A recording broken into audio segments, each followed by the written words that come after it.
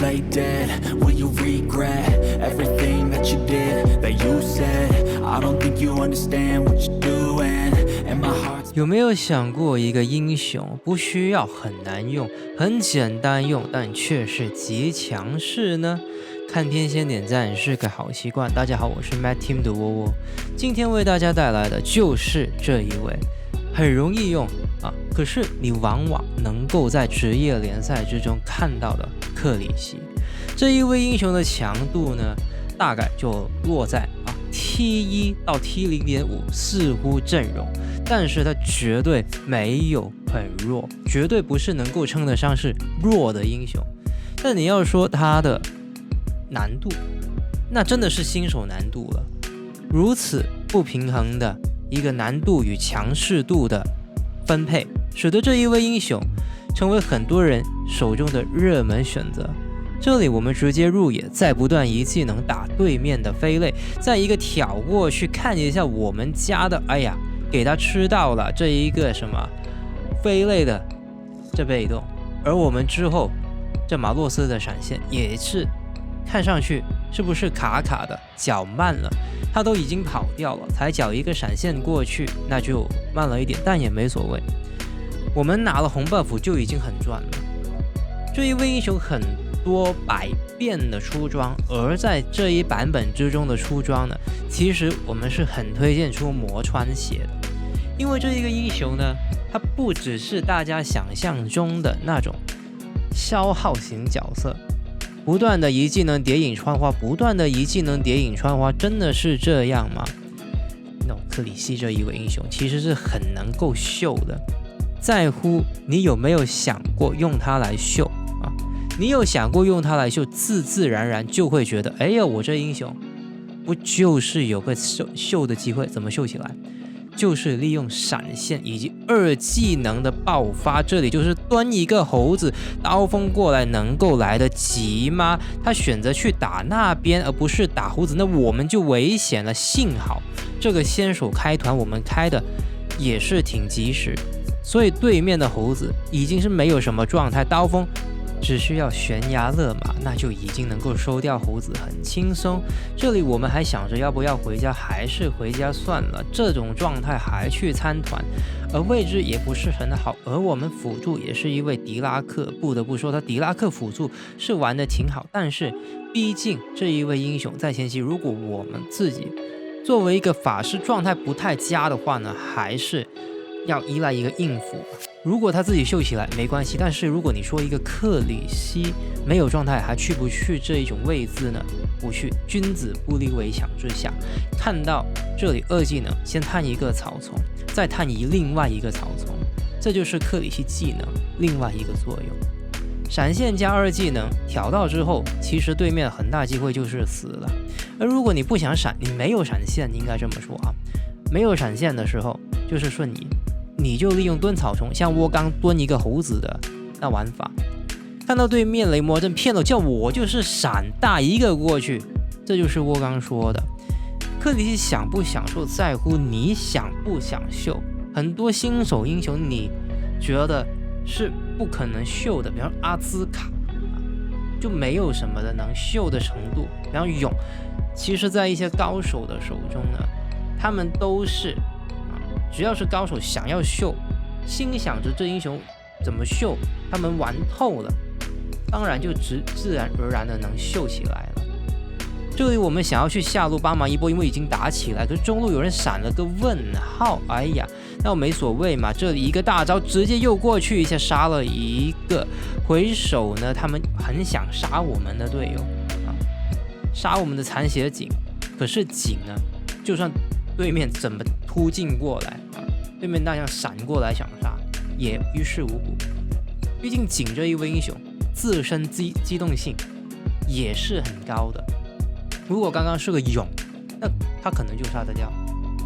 这里看到中路这一个期间，对面其实这时间点挺肥的，这两个尤其是猴子两个残血能够换得掉一个吗？当然换得掉了。不过想得到的是呢，以为队友会过来一并过来刷，那不要想着刚刚的事了，就是队友有没有过来帮不要想刀锋有没有过来放，马上就跟队友说下一步该怎么做才是最重要。比方说刚有个飞类残血，刀锋如果刚刚绕路不是绕去中路，飞类死掉，就是一个刚刚我们一个人换掉对面2位英雄，但是刀锋没有看到飞类，没有注意到飞类的可能不然飞类刚刚是直接残血，他不绕中路，飞类就稳稳入袋了他人头。我手看到这有个猴子在吃一个蓝 buff， 只能骚扰，不能直接真的去反这个蓝 buff， 因为用途不大，可能性不大，一技能过去这可能性才大，收得掉他。我手还有谁呢？还有一个娜塔雅，其实一个闪现，哇，这多了一个人啊，多了一个人就算了，不然的话呢，我们还想过去看一下能不能控制他一下，可以的话挺好，不能的话，为什么不能？就是因为大象在我们没有在进场的一个需求，也没有一个进场的资本可以去进场。我手一技能再打一下，这他躲过，但没关系，你看一技能这不又有了吗？就算是坦，他也得缴他的护盾，不然的话，根本这时间点我们的伤害已经夸张的不得了，从这一个位置都能打退对面。是从对面高地2塔都还没这一技能过去，你看这不死了吗？连塔内守塔对面都做不到，因为你选择的是一个克里希，你不是选择其他英雄。克里希这一位英雄就是有这种好处，一技能点雨穿花，来回那一下伤害，装备一旦成型，中期开始，很多人都挡不住了。不要说脆皮了啊，就算是你看对面飞了1打半血啊，但这一局呢，我们录到这里差不多。之后突然间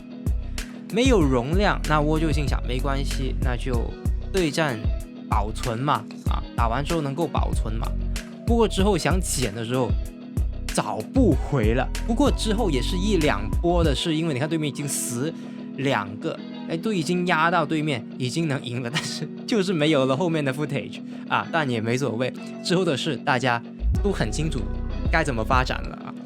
那我们赢了这局游戏胜利。最新版之中，它最适合他什么英雄？第一个就是我们的这一位纳克罗斯，在通过2技能击飞后，纳克罗斯可以通过1技能的地段挑飞来进行2次控制，增加队友的输出时间，可以让我们的大招更好的命中敌人。最大第2位英雄就是奎伦，在对战时，奎伦通过隐身要接近敌人时，对方通过奎伦隐身时的隐身标识可以做出走位，但是通过我们2技能的帮助，完全可以使得限制对方走位，